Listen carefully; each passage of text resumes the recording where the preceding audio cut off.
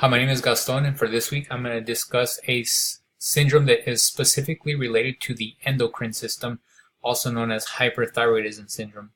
The reason I picked this syndrome is because I've come across some family members who have a history of this, not on my family line, but other side of the family that do have this syndrome or suffer from this, have a family history of it, have seen the signs and symptoms that come with it, and we'll go ahead and discuss it.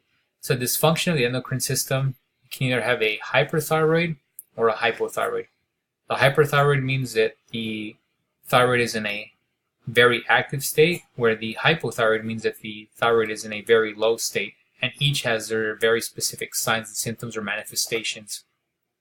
With the hyperthyroid or hyperthyroidism syndrome, you have an increased level of thyroid hormone circulating in the tissues. And because these tissues are being exposed to the thyroid hormone for a prolonged period of time, you have signs and symptoms from that.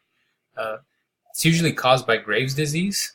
And what happens is it's causing the body to be in a higher state where it's a hypermetabolic or increased metabolic state, and oxygen consumption increases because of that.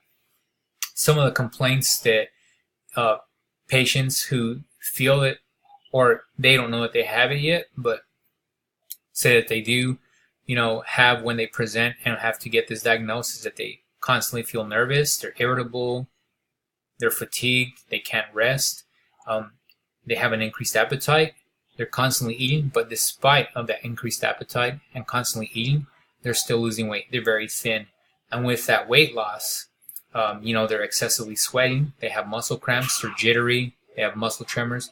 But with that weight loss and the Graves' disease that I mentioned earlier, you have some very common symptoms. Doesn't mean that you can diagnose it based off of that, but what it is that they have bulging of the eyes, exophthalmos, so you have the bulging of the eyes, and you also have, back to the bulging of the eyes, we'll go back to that very quickly, but what happens with that is, even if they don't have the bulging of the eyes, they can have a retracting eyelids, or they're frequently blinking.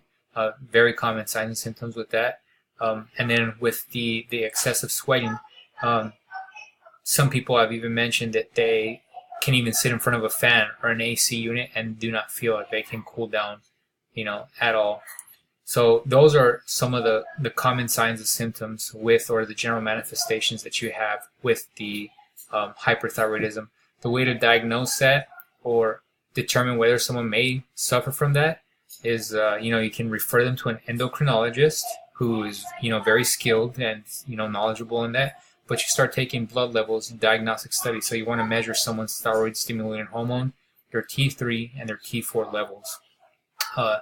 Some of the other syndromes from the endocrine system that, people can suffer from, not common, or signs and symptoms that are common with hyperthyroidism, but one that we can discuss is the complete opposite, which is that of hypothyroidism. And the manifestations from that is, someone who's in a hyperthyroid state, as I said, constantly feels like they can't rest, they're irritable, they're nervous, they're hot all the time. Then you have someone who is in a hypothyroid state who, that increased appetite, now they have a decreased appetite. But what happens? They're not losing weight. They're gaining weight, even though they have that decreased appetite. They're also cold all the time. They're tired. They're fatigued. They're a little fluffy. So those are the signs and symptoms with a hypothyroid, and that's how you can differentiate that one between a hyperthyroid. Another one, not related to the thyroid, but still part of the same endocrine system, is that of a hypopituitary gland.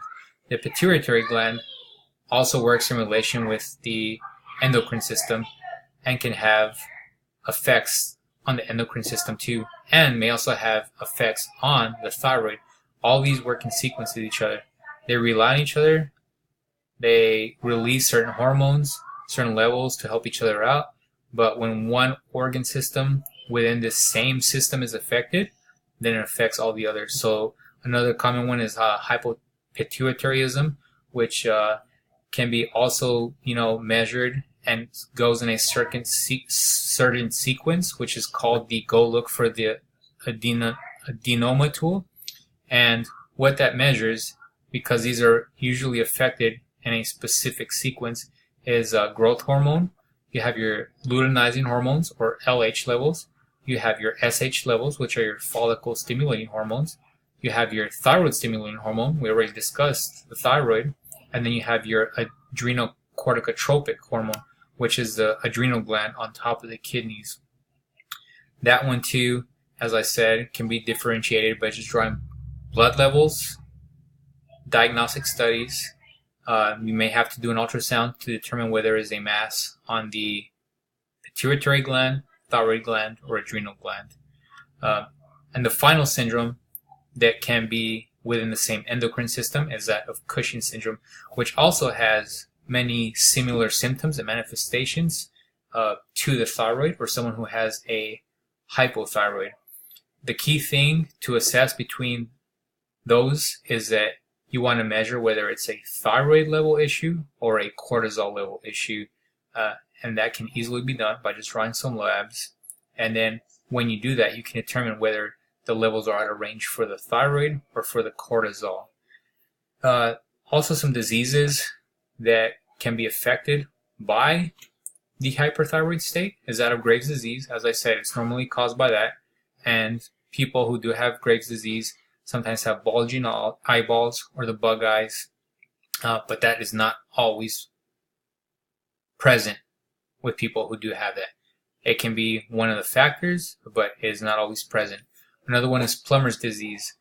As I said, the plumber's disease, that weightlifter who goes to the gym and uses the weights, they're going to have increased muscle mass. So someone who has a hyperthyroid, that tissue is going to grow because it's so active and so hyper. So because of that, you're going to have that mass up here. You're going to have the goiter, the tumor that's up front in the neck. There are some pictures that you can find on the internet. I have not personally seen someone with a goiter that large, but I have seen patients who do have a mass here. And with my experience in nursing, working in surgery, we have had taken patients back to remove the mass that's there because it was causing complications and pressing on lobes of the thyroid, so forth. So we moved one section of it, the other section took over, and even that section, an ENT surgeon may remove one section of a thyroid to help a patient out, but guess what's going to happen? The other side, the healthy side, is going to try and compensate, so it may also go into a hyperthyroid state. Finally, the last disease that may present with this is that of thyroid storm, which is not very common nowadays. We have diagnostic studies and ways to quickly identify and treat it. It needs to be quickly identified and treated because if not, it's a life-threatening disease. But thyroid disease, what happens is that everyone or every system within this person's body has gone into a hypermetabolic state and can eventually lead to organ shutdown and death. So this is a quick overview of a syndrome and how it can have effect on other systems and other organ systems and cause diseases. And this is my presentation on hyperthyroidism.